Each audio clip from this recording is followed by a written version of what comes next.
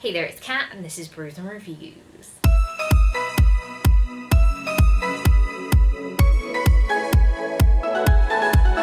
It's the start of week 2 of the magical Orilium Autumn Equinox Readathon and the Summer Mixtape Readathon. And I'm continuing with vlogging, so let's get into it. If my last vlog was too long didn't watch, then I read 6 books last week in 6 days. Not sure how that happens, it's wild times in the Brews and Reviews household. So let's just try and hang on to that momentum, or, burn out really quickly, which is very likely to happen. So the Summer Mixtape Readathon has self-care prompts, and one of the self-care prompts is to take some self-care time. So I did that yesterday. I went on a really long walk, and, that's good because that's healthy for you, out in the sunlight time thing. Also, I've been really bad at exercise at the moment, so I've been trying to sort of push myself to get back to it. Walked about 6 miles, I think, which is pretty good. My feet really hurt today, so feet aren't really feeling the self-care, but, it was good for me. It was good for me. So you'll probably see some clips of that in this vlog. It was a nice time. I also finally picked up the book I know I'm going to be procrastinating that covers a prompt in both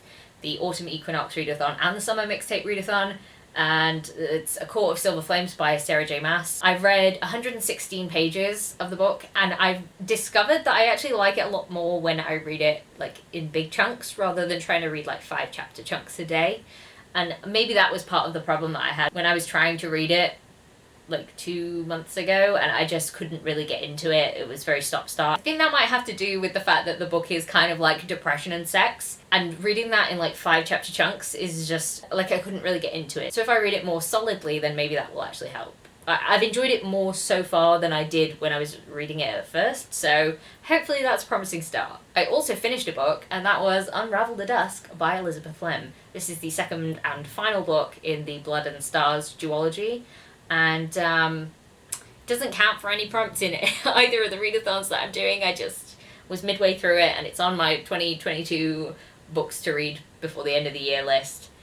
So I was like, I'm just going to finish it, even if it doesn't count for any of the prompts. I have looked to try and fit it into any of the prompts, and I can't fit it into them, so, that's a bit wank. So this book was really interesting to me. I think it had a completely different tone to the first book, and it was a little bit more depressing. I find anything in which a character is losing their memories really difficult to read about, and that's kind of happened a couple times in this readathon in this month. So that's a little bit annoying. It was a lot darker, and it was less about the love story, which was the thing I enjoyed the most about Spin the Dawn. A little bit disappointed, but I ended up enjoying the book overall, and I liked how it ended, so I gave it 4 out of 5 stars, but it is on the lower end of a 4-star for me. So it's Tuesday, and I didn't check in yesterday because I'm really bad at this whole vlogging thing. So I haven't actually finished any books, so there's not actually that much to say, but I have been reading.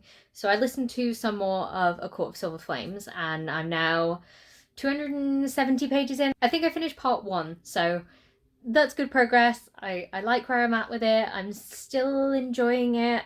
I still kind of tune out a little tiny bit of the sex scenes, and I don't know why, because it's not like I don't like reading spicy things. I'm trying to be invested in Nestor and Cassian, and I'm trying to get behind that, but maybe it's that they don't have that emotional connection, and I appreciate that a little bit more. A lot of it's just they're just really lusty. They're really there for the spice, but then their heads don't connect with it. Maybe it's also there's a slight miscommunication type thing with how they're actually feeling, and neither one of them wants to admit it. But it's not done in a fun way. It's done in a way that just really frustrates me, and I don't know. So that's how I'm feeling about that. I like the general story, and I just sort of tune out on the spicy bits, which is very unlike me. Speaking of spicy, I've also been reading Sinful Demon King by Nikki St. Crow, and this is the other book that I need to read for Summer Mixtape. Both of these two are the last 2 that I need to read for that readathon, and I'm 80 pages into a 200-page book, so hopefully I can finish it tonight. I'm currently enjoying it. There's been a lot of sex scenes in that. There's also been plot movement as well, and there's been other things in it that are quite interesting. I feel like I would have benefited from having read this trilogy together. I didn't. There was a little bit of an annoying thing where, the main character kept repeating that she was I can't like him, he's the villain, he's the villain, he's the villain, and it's I know he's the villain, I know. You don't need to say it every 2 pages. So that was a slightly annoying thing, but apart from that I am really liking it, and it is a good story, so yeah, that's where I'm at. It's the 10th of August and I've been failing at vlogging. I've been extremely busy at work and it's kind of drained me. I'm having one of those evenings where it's just like, and you just can't do anything. You just want to sit and just veg. And that's kind of what I've been doing. Like, I've like knocked over a drink and like thrown it all over the place. I'm surprised I didn't smash a glass. It's just not my day today. So I have basically just been sitting and reading. I did manage to finish Sinful Demon King by Nikki St. Crow yesterday, and I liked it. It was 3 out of 5 stars, mostly because things were good and they happened. Oh my god, I'll talk to you guys about this when I have more brain than I do right now, because what was I just saying? Today I have been reading Horns by Joe Hill. I started it. I am now quite far in. Page 272. So that's going. I am probably about 3/4 of the way through the book, maybe just under that. Not sure how I feel about it. I get the same sort of feelings as when I read Stephen King, except it's a little bit more exploity, like nasty. There's lots of violence towards people, horrible language, like slurs and fat shaming and of things that I'm not a big fan of. The story is interesting, but I don't like the writing, and I think it could have been written in a way that wasn't just nasty to read. I don't know, the horror is interesting, but the thing I don't like about it is the fact that it's almost like it feels the need to be disgusting in how it's written, and I would prefer it to be not disgusting. I think you can write horror in a way that doesn't rely on being like a gross human. Do you know what I mean? I don't know if that makes any sense, because again, brain cells, they're not bashing together right now. I don't know how I feel about this. Maybe when I finish it I will have more thoughts. So I've spent all evening reading. I was like, I'm gonna clean my bathroom while I listen to my audiobook, and then now I'm back here leaning against this cat. So I've got like 15 minutes left of this book, and something has just happened that like has made me feel ill, and I had my mouth open the entire time I was reading it. Was like, and I'd like to talk about it. So if you don't want any spoilers for Horns by Joe Hill, then please skip until I put this book down. Okay? Yeah, great. You gone? Awesome. So a snake just went down someone's throat. Like, the snake was supernaturally told to go down someone's throat, and then it died. And why? There's like a snake that gets killed earlier on in the book, and a cat that also dies in this book. Why? Is it just not necessary? I don't need it. Why can we not just, like, not kill animals and things? Like, please? I don't like reading about it. There's something about the way that snake just went into that guy's mouth, though, that reminded me of American Psycho, which I really hated. And it reminded me of, like, rats in people.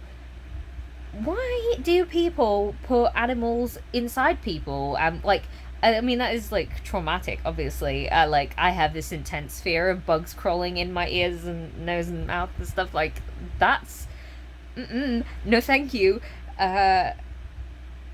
Sorry, definitely got lost in that then. It's terrifying, yes, but like part of me is like terrified of it, but most of me is like, but the animal's gonna die, and then I'm really sad about it. So I don't find it particularly effective horror. It just makes me feel like, and then really sad. So I just find that really weird, and I think that's a really odd choice, and I've seen it a couple of times in horror, and I don't like it. Yeah, I guess this isn't really the type of horror for me. Literally 2 seconds later, another snake died. Stop killing snakes. Like, I mean, there's a lot of like creepy snake imagery in this, but also stop killing snakes. We're on the 11th of August, and I thought I'd go back and talk about Sinful Demon King by Nikki St. Crow because, well, the brain was not connecting with the thoughts last night. I was a very tired lady. So let's talk about that book just quickly. It's the second book in a trilogy, so I can't go into too much detail without spoiling anything, but it picks up exactly where the first book left off. It's set in a world where a demon king came to Earth and just went, I'm in charge now, and then everyone was like, oh, fuck, because they couldn't do anything to stop him. Anytime he gave an order, they had to obey, except for this one woman called Rain, who has just found out that she is immune to the demon king's suggestion powers. So that's where the premise starts, and some dramatic things happened at the end of book 1, and I can't really say anything about book 2 because it is all about the things that you find out in the conclusion of book 1. There's a lot of sex. A lot of sex from, like, the get-go. And it's not like, oh, they just get together and they have nice sex. No, they beat each other up a fair amount, and they're, like, both into that. They're like enemies that are just having sex, essentially. And they're both, like, developing the feelings, but also still just really kind of hate each other, but also like each other. It's definitely a specific type of relationship that I don't think is going to be for everyone, so I don't necessarily think that this series of books would be for everyone, but if you're really into, like, she's gonna fuck the villain, then that is what's gonna happen in this book. That's what's gonna happen. I think my main gripe with this book is that the main character does make some really stupid decisions, and I don't really necessarily understand some of her thought processes. I give it 3 out of 5 stars. I do think that it could have had a few other things that were done maybe a little bit better, but maybe that's just my personal taste. I'm definitely still gonna read the last one because I would like to know what happens. Again, it left it on like a big thing that happened at the end, so I'm gonna be interested. We'll see. We'll see. Obviously, then I finished Horns. I ended up giving that one 3 out of 5 stars, and that was mainly because the tone was just really not it for me, and I think I went into enough detail on that last night. It's a tone that I don't particularly enjoy, and that's not really the kind of horror that I'm looking for. I think the horror aspects were good. The way it's written is not for me. I started The Bone Season by Samantha Shannon, because that's also on my Orilium Magical Readathon TBR, and I'm an idiot. I don't plan things well. I'm only about half a chapter into that book, so I've not officially really started it, but sometimes you just need to hit play on an audiobook so that it's started and then you don't feel like you're starting a new thing, because you've already technically started it, even if you've only like 10 minutes into the audiobook. I don't know. Does anyone else do that? Maybe it's just me. I don't know.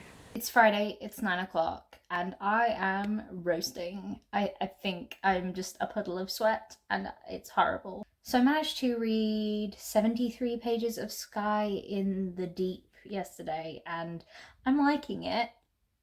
It hasn't really started yet. Like, we've moved the players into the position at the start of the book, and I'm not really sure what's going to happen yet. And then I also read some more of The Bone Season today. I think I stopped either at the start of chapter 9 or at the end of chapter 9. And it turns out I'm reading 2 books that heavily feature slavery. And I'm like, oh, that's unfortunate. That's probably not the 2 best books that I could have picked to read together, but oh well, that's what I'm doing now. So I'm now on page 540 of A Court of Silver Flames, and I have officially progressed past the point where I just sort of gave up and trailed off on it last time. I am enjoying it more. Like, I made myself go past the point because I was like, oh, I could stop where part 3 starts, but that was where I stopped last time, and I was like, if I stop again, that's cursed place to stop, really. So I forced myself to carry on going, and then I read a couple more chapters, and something interesting happened, like plot-wise, and I've left it where the characters are in peril, but plot peril rather than like emotional peril. Yeah, so I'm kind of glad that the story has come into play for this bit, and there's something interesting happening. Hopefully it will continue to be good, and I think there's like 200 pages left, so I can do that over the weekend, surely. Surely I can finally finish this chunky book. This one is where I started today, and that's where I've read up to, so there's still a large portion of this book left. Another thing I just want to note before I sign off for the night is that I still just don't care about the sex scenes in this. And it's really weird because I read like spicy books quite a lot, like books that are specifically written to be spicy. But in this, I don't know if it's that they go on too long, or I don't know if it's that the romance aside from the sex scenes is just not built on enough, and it's like, I don't know how there it is. I feel like I should like the sex scenes, but also something that really bugs me is when they keep asking, like, oh, do you like that? And they're like, yes, I like that. I mean, I get the consent is great, but it's like that's the dirty talk, and it's not coming across that way. It's just not working for me. I don't know. It's a very peculiar thing because I've enjoyed the previous books in this series so much more, and this one is like, there are bits of it that I really like, but there are things that are really just missing the mark for me, and I don't know, it's very peculiar thing. So it's the Saturday, which I think is the 13th, but what are dates? And I finally finished another book. And it's A Court of Silver Flames. I finished it. Oh, and I'm so happy I finished it. My camera does weird things when I hold this up, and it makes me go very blue because it can't handle the orange. So I'm going to put this book down, but Court of Silver Flames, I have read it. And to be honest, I ended up enjoying it, which is a huge surprise to me because of how much I was not enjoying it. Especially the first time I tried to read it, I got to like 500 pages in, and then I kind of soft DNF'd it, and then I restarted it for this readathon, and obviously finished it. Now the really interesting thing to me is that the bit where it got really interesting was the exact bit that I had DNF'd it before. So that's a bit unfortunate. If I'd have just pushed through a little bit more, then I would have gone, oh yeah, it's really good now. But I didn't push through, so that's on me. Although I do think having to push through to get to the last third of a book that is 750 pages long is a little bit extreme, and I don't think I'm entirely at fault there on giving up on it. To be honest, my thoughts on this are that the first 2/3 of this book contain too much sex. And I have no problems with a lot of sex in a book. The thing I have a problem with is when it's not coupled with plot. It wasn't like an equal mix. It was like 80% sex and feeling depressed, and like 20% plot sprinkled in every like 6 chapters or so. And then when you hit part 3, it's like plot with like a tiny bit of sex, but plot. And I was like, great, plot, I love it. So yeah, it turns out I'm just not a fan of the just pages and pages of sex. I don't think it worked in this context, and I think that was why I struggled so much. So I ended up giving this book 4 out of 5 stars, which yes, is a surprise to me because I was thinking it would be lucky to get a 3 stars when I'd started rereading this. So to actually have made it to a 4, the ending of this book was really good. It made me tear up. It, like, even though I'd been spoiled for certain things that happened towards the end, it still got to me. I was engrossed. I couldn't stop reading, and I was like, why was the whole book not like this? So, you know, I was a little bit disappointed that it couldn't all have been like that, but I am glad that it did sort of redeem itself towards the end. No one's more surprised than me that I ended up giving this 4 out of 5 stars. So finishing that book crosses off a prompt for both readathons, but it actually crosses off the final reading prompt for the summer mixtape readathon, and I'm so happy with that. I was so iffy on if I was going to get this one done, and I'm really happy with myself for having read it.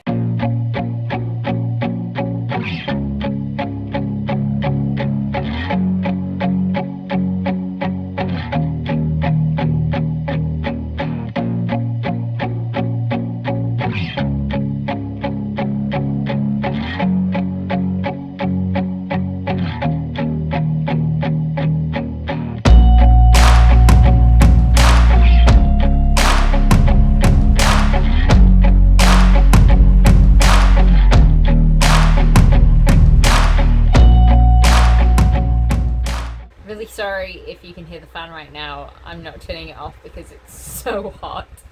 Also, I got drunk at my aunt and uncle's house tonight. We had a barbecue. It was a nice summer family time, and it reminded me of all the other nice summer barbecues that I've had with my family where we stay out too late and drink too much and laugh a lot and just have a nice family time. So there's that.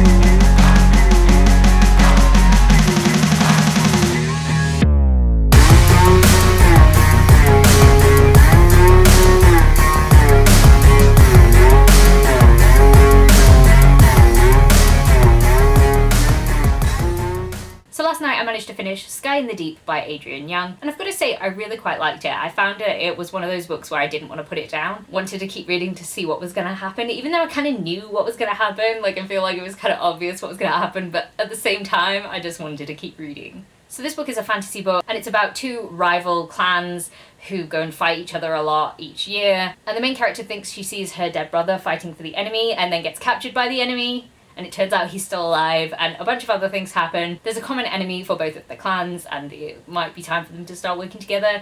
It's kind of what you'd expect, except it's also enemies to lovers romance featured in that, so If you're kind of looking for a really easy read, then I think that works. Again, it is a bit predictable, but I don't think that's a bad thing, because sometimes that's nice. So to conclude week 2 of both of these readathons and the finale of the summer mixtape readathon, I just want to go through the prompts that I've managed to achieve this week. So let's start off with the Orilium magical readathon. So for this one I completed the Art of Illusion Q level, which was to read a book that was under 300 pages, and for this one I read Sky in the Deep by Adrienne Young. I gave it 4 out of 5 stars and I enjoyed it. I'm super glad that I read it because it was on my digital TBR for 2022 as well. I have also completed the O level for Spells and Incantations, and for that one I read A Court of Silver Flames. It was the colour wheel pick, and the colour was orange, and that was the book that I picked. So that leaves me with 3 prompts left to do for the career prompts and a bunch of quests. I only managed to complete 1 quest this week, and it was Courier Needed, read a book with a movie adaptation, and for that I read Horns by Joe Hill. Didn't end up loving this one. I gave it 3 out of 5 stars. Currently wondering if I should degrade that rating a little bit, because I feel like it was more of a 2.5 stars, but I don't give 0.5 stars. I've given it a 3 stars.